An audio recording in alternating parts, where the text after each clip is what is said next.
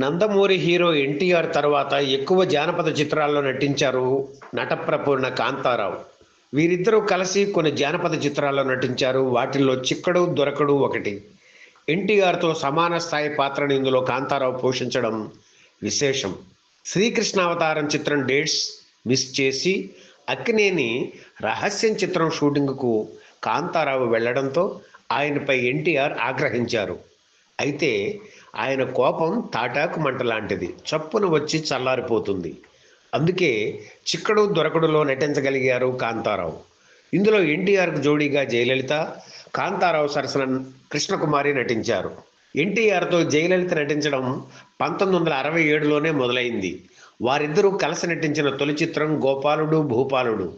ఆ ఏడాది జనవరిలో విడుదల కాగా, రెండవ సినిమాగా చిక్కడు దొరకడు డిసెంబర్ 21న విడుదలయ్యింది.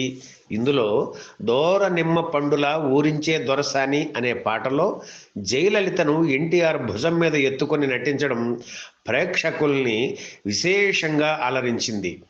థియేటర్స్ చప్పట్లతో దద్దరిల్లిపోయాయి. ఈ సినిమా కంటే 11 రోజుల ముందు విడుదలైన అక్కినేని రంగుల చిత్రం రహస్యం ఆశించిన విజయం సాధించలేదు. బ్లాక్ అండ్ వైట్లో తయారైన చిక్కడు దొరకడు భలేగా అలరించింది. మాయలు మంత్రాలు లేకుండా పూర్తి వినోదభరితంగా దర్శకుడు విఠలాచార్య ఈ చిత్రాన్ని రూపొందించారు.